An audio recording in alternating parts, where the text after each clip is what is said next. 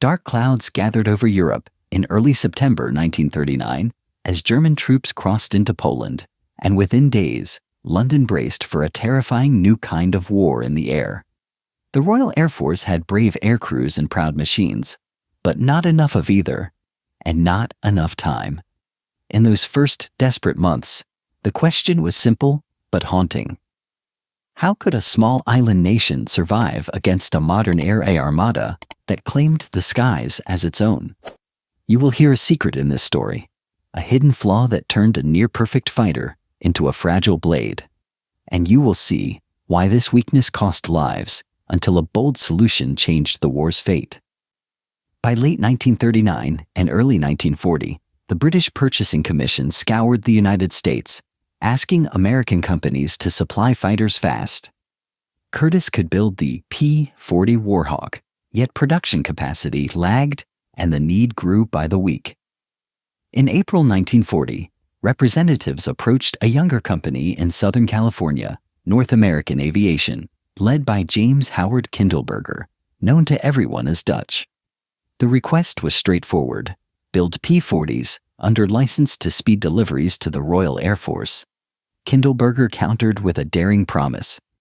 North American would design and build a better fighter, tailored to British needs, and deliver the first prototype in about 4 months. It sounded reckless, but the RAF's situation was so dark that boldness felt like sanity. Designers Edgar Schmood and Raymond Rice led the team.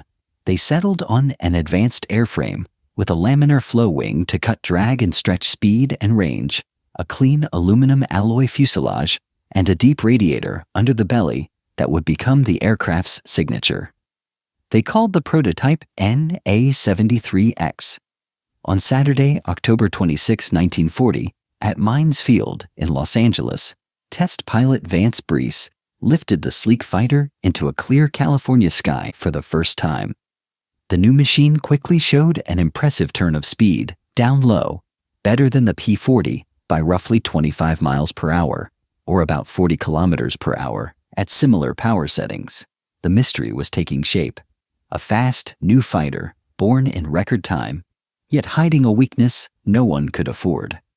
Early British Mustangs, known as Mustang Mark I, reached squadrons in 1941. They carried the Allison Fifth 1710 engine, strong at low levels but lacking a high-altitude two-stage supercharger. Below about 17,000 feet, roughly 5,200 meters, the Mustang was nimble, swift, and stable. Above that height, power fell away, climb suffered, and its speed edge faded. At first, the RAF used the Mustang in low-level reconnaissance and fighter-bomber roles, skimming hedgerows and railway lines in occupied France and the Low Countries. Pilots praised the handling, the roomy cockpit, and the long legs that took them deep into enemy territory. However, a frightening truth emerged soon enough. The Mustang's belly radiator and coolant lines were its Achilles heel. A single rifle bullet, or a burst of light flak that pierced the cooling system, could bleed the engine dry in minutes, and a silent engine turns any fighter into a glider. It was a deadly secret, one that pilots knew too well, especially during strafing runs when small arms fire was thick and unforgiving. American interest deepened in 1941 when 2 British Mustangs were evaluated as ex-P-51. The United States Army Air Forces liked the airplane's promise, but at that moment saw no urgent need for another Allison-powered fighter with limited high-altitude capability. After America entered the war in December 1941, the Mustang found a place, but not the one its slender lines seemed to demand. The Army Air Forces needed an attack aircraft quickly, and appropriations existed for an attack type, not a new pure fighter.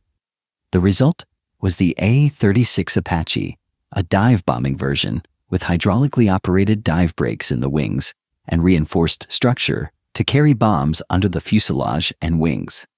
The Apache flew in combat in 1943, notably in the Mediterranean, Italy, and later over Burma, where rugged terrain and poor roads meant any reliable close-support aircraft could be a lifesaver for soldiers on the ground. Dive bombing in the Apache, however, exposed the Mustang's frailty in the harshest way. Diving steeply at 400 miles per hour, or about 640 kilometers per hour, then pulling out low over the target, pilots presented the belly radiator and coolant lines to a curtain of small arms fire. Many returned with holes in the aluminum skin, but a hit to the cooling system meant a rapid climb in engine temperature, a sharp drop in power, and too often a forced landing, or worse. Crews learned to vary approaches, to use shallow dives when possible, and to strike in pairs to distract gunners. Yet the core problem remained. The Mustang, a near-perfect thoroughbred in many ways, carried a fragile organ outside its armored heart. You will see the turning point now, the hidden reason the Mustang would become lethal at altitude and far from home. In mid-1942, British engineers and test pilots at Rolls-Royce in Hucknall fitted a Mustang airframe with a Merlin engine that had a two-stage, two-speed supercharger.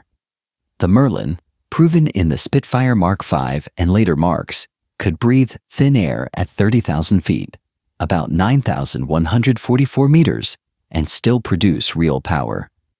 The first flights shocked everyone who had known the Allison Mustang only as a low-level racer. Suddenly the Mustang rocketed skyward, accelerated at altitude, and retained its speed in a climb where the Allison would falter. North American and Packard in Detroit, which produced the Merlin under license as the V1650 series, refined the installation, mated it to a four-bladed propeller, and transformed the airplane's character without sacrificing its range. So, by December 1943, the first P-51B and P-51C Mustangs reached the European theater, joining the newly formed 354th Fighter Group and other units soon after. The stakes could not have been higher. The 8th Air Force sent heavy bombers, the B-17 Flying Fortress and the B-24 Liberator, deep into Germany in daylight. It was a brutal arithmetic. Without long-range fighters, bomber losses mounted terribly over the Ruhr and beyond, and the terrible winter of 1943 bore witness formations mauled when escorts turned back for lack of fuel. The P-47 Thunderbolt did heroic work, and the P-38 Lightning ranged far as well, but the Mustang's combination of speed, high-altitude performance, and extraordinary range finally closed the deadly gap. With two drop tanks slung under the wings, the B and C models could escort bombers to the outer edges of the Third Reich and back. Typical missions stretched to round trips of more than 1,000 miles, about 1,600 kilometers, and, as tactics evolved, even farther with carefully managed fuel and auxiliary tanks. On March 4, 1944, American Mustangs escorted bombers to Berlin. It was as much a psychological blow as a military feat. German civilians heard the sirens and saw contrails high above the city. German pilots found nimble escorts, waiting even at the end of long missions. Hermann Göring, long the loudest voice of German air power, later admitted that when he saw Mustangs over Berlin, he knew the war was lost. It was not simply speed or range that told the tale, but a truth Allied crews had been searching for. The hunters could now hunt all the way to the heart of the enemy. The P-51D, the most numerous and iconic variant, arrived in mid-1944. It had a bubble canopy that gave pilots clean, nearly 360-degree visibility, a taller tail to improve stability, and 6 M2 Browning half-inch machine guns, 3 in each wing, with improved ammunition feeds that reduced jamming. Typical ammunition loads varied, but a standard complement gave enough fire for multiple firing passes, and when fired together at close range, the guns could tear through fighters or locomotives with frightening effect. Top speed for the D model hovered around 430 to 440 miles per hour, approximately 690 to 710 kilometers per hour at high altitude. Service ceiling climbed above 40,000 feet, roughly 12,200 meters, and range on internal fuel alone could exceed 900 miles, about 1,450 kilometers, while ferry range with tanks could reach 2,000 miles or more, around 3,200 kilometers depending on load and winds. Yet even in triumph, the Mustang's flaw remained. The radiator scoop's design actually provided a modest ram air recovery at speed, reducing drag compared to a simple mouth under the fuselage. But the cooling system, with its radiator, header tank, and coolant lines, still lay exposed to ground fire. On escort, pilots learned to avoid long, low chases after damaged enemy aircraft that might draw them into ground fire. On strafing missions late in the war, Mustang units destroyed thousands of locomotives, trucks, and parked aircraft, but losses to flak and small arms were sobering reminders of the belly vulnerability. The best pilots adapted. They attacked at shallow angles, came in fast, and climbed away with gentle turns to keep the least protected underside out of the densest fire. The flaw never vanished, but experience and tactics blunted it. Let us step back to the Mustang's lonely road before the Merlin, because hidden truth often lies in the early chapters. In early 1943 in Burma, Allied units flew Allison Mustangs and A-36s from rough forward strips over mountains where a forced landing could be a death sentence. Pilots spoke of the Mustang's steady manners, the way it held a line in a dive without the wing shutter some fighters showed, and the confidence it gave when skimming ridgelines at 200 miles per hour, about 320 kilometers per hour. They learned to baby the cooling system.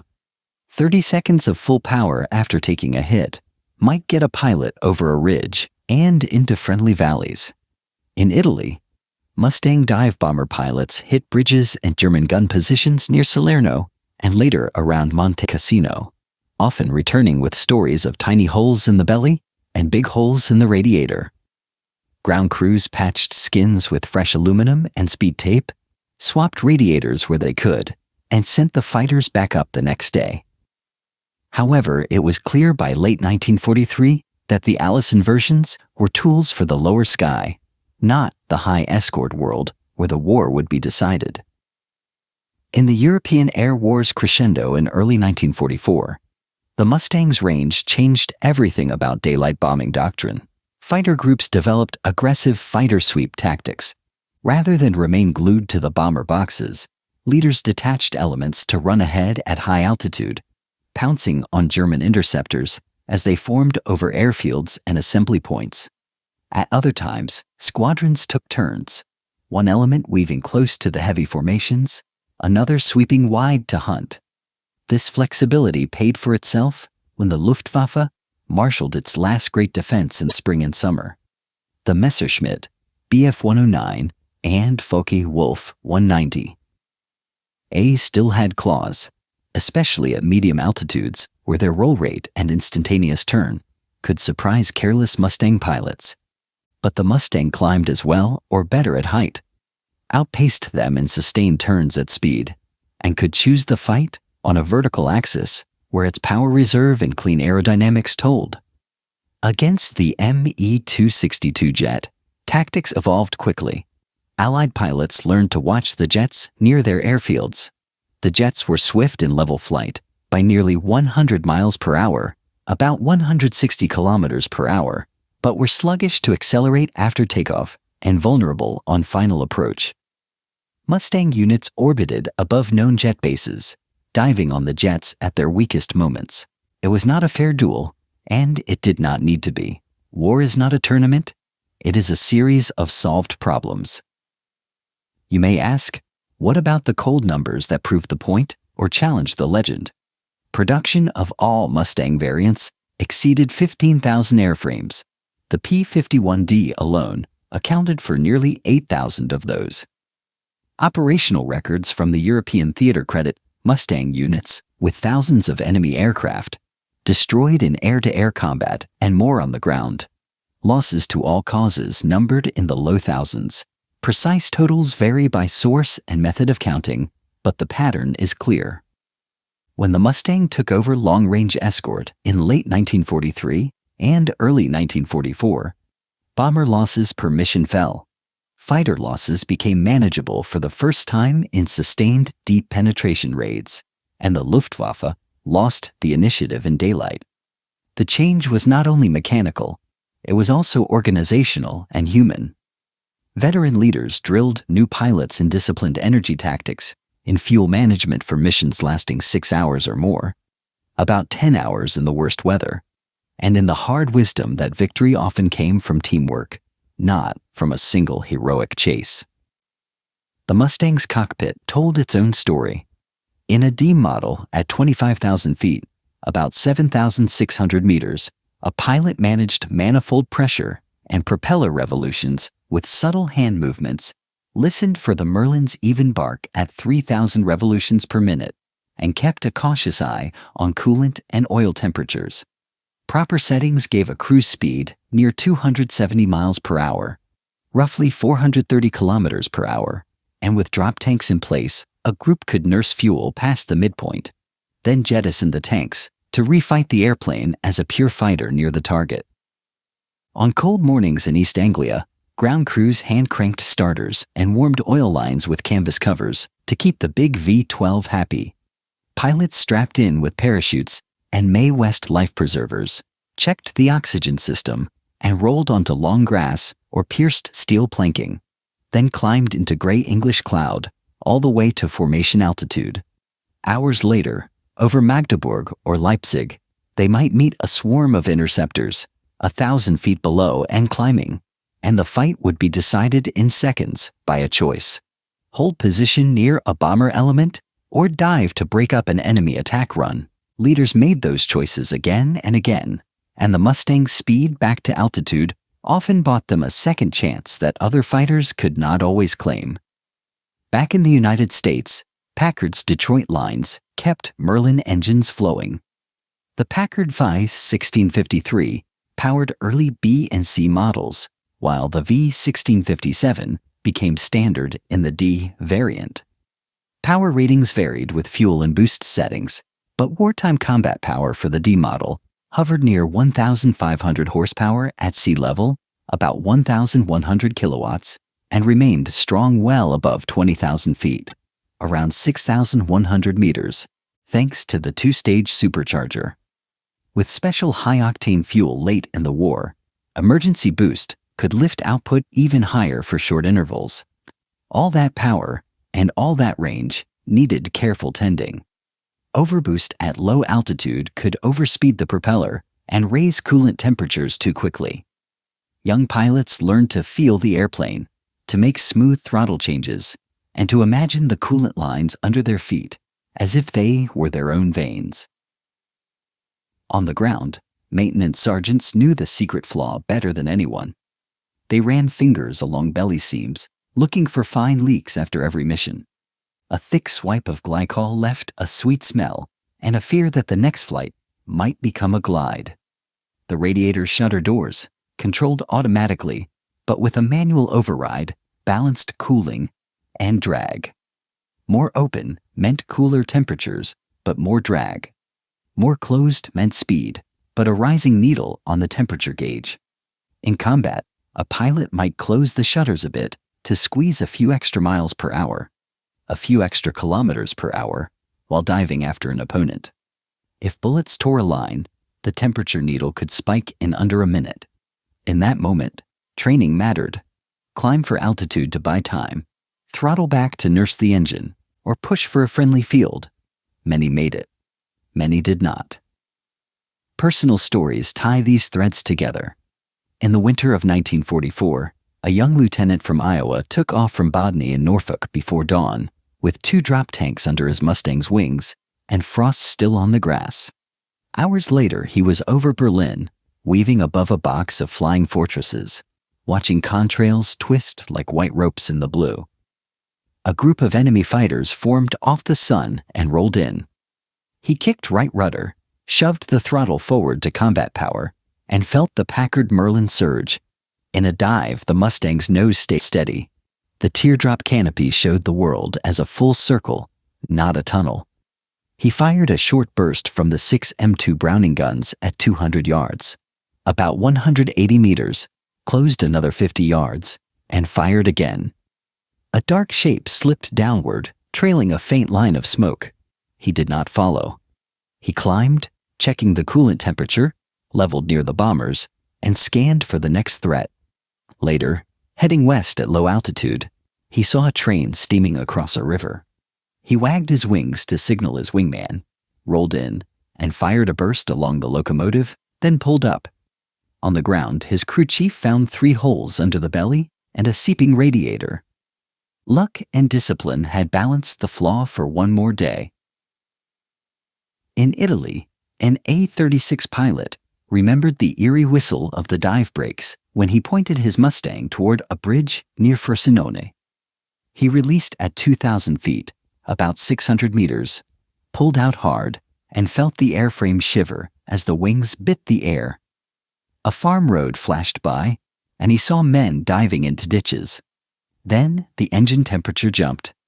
A small caliber bullet had nicked a coolant line. He eased the throttle back, climbed shallowly toward the coast, and watched the needle bury itself in the red. The propeller slowed, then windmilled. He picked a field near the mouth of a river, landed straight ahead, and walked away to the sound of distant gunfire. The weakness had nearly killed him, and he never forgot it. Technical enhancements kept coming. Late D models gained K-14 gyroscopic gun sights that helped with deflection shooting. Some units experimented with underwing rockets to add punch against ground targets. Pilots praised the Mustang's roll response at medium speeds and its ability to hold energy in the vertical. Operational range numbers became a kind of legend. With 2 108-gallon paper drop tanks, about 409 liters each, and careful mixture settings, escort ranges extended to 2,000 miles, about 3,200 kilometers on ferry flights. Typical combat escort legs were shorter, but still far beyond what earlier fighters could manage. The metal drop tanks were rugged. The paper tanks, impregnated with glue, weighed less and could be made quickly.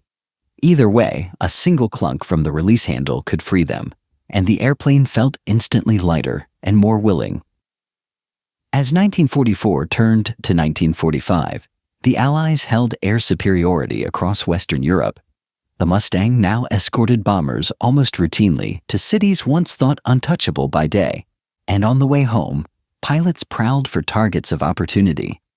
Camouflage could hide a locomotive beneath trees, but the plume of steam betrayed it in cold air. The 6 half-inch guns shredded engine cabs, and the big boilers burst with a cloud of white. Parked aircraft on dispersal fields burned easily when hit through fuel tanks, and the Mustang's speed let it make a pass and be gone before flak gunners could traverse. Still, the underside remained at risk. The most experienced leaders reminded new pilots to pull up and away smartly, never to flatten out over a target where every rifle and machine gun could reach up with a lucky shot. What made the Mustang different from every other fighter of its time was not a single statistic, but a combination. High-altitude performance from the Merlin installation, long range from a clean fuselage and efficient wing, firepower adequate to the job, and handling that forgave honest mistakes. Add to that the production capacity of American industry, the testing discipline of British and American engineers, and a willingness to adopt and adapt tactics that took advantage of strengths while acknowledging the weakness. The flaw never disappeared. Even after the war, when Mustang served in the Royal Canadian Air Force as Tactical Fighter Mark IV and later fought in Korea, ground fire remained a constant danger because the engine still depended on its coolant, and the coolant still ran through vulnerable lines beneath the pilot. Yet consider the riddle posed at the beginning. How did Britain and America move from fear in 1940 to confidence in 1944? Why did the arrival of a fighter in December 1943 matter so much? The secret reasons are not so secret now. In 1940, a desperate Briton asked a young American company for help. The company took a gamble. The engineers experimented with a radical wing, and the result was fast and new but incomplete. The British then asked another question, a hidden one. What if we put a high-altitude heart into this body? The answer, proved in test flights above Hucknall, brought the Mustang into its prime. The final step was purpose. A long-range fighter exists to be used. Leaders sent the Mustangs ahead of bombers to break up attacks, beside the bombers to fend off strikes, and behind the bombers to punish airfields and rail lines. In that web of missions, the aircraft's most dangerous flaw demanded respect and discipline, and pilots paid attention because their lives depended on it. Listen one last time to the sound of a Merlin at full song. 3,000 revolutions per minute, manifold pressure set for climb, the airplane clean and light after dropping tanks. The pilot sees a threat high and left, pulls the stick smoothly, climbs with confidence, and knows that at 25,000 feet, about 7,600 meters, this fighter can meet any opponent on equal terms or better. He also knows from bitter teaching not to drag the belly across a nest of guns if he has a choice. The Mustang was the most influential escort fighter of the European Air War, but it was never invincible. Its flaw was real and often deadly, yet its strengths, range, speed, altitude performance, and pilot-friendly handling overwhelmed that weakness when used with skill and care. That is the dark truth and the bright one entwined. The most flawless fighter of the war, except for one thing, turned out to be the fighter that arrived just in time to change everything.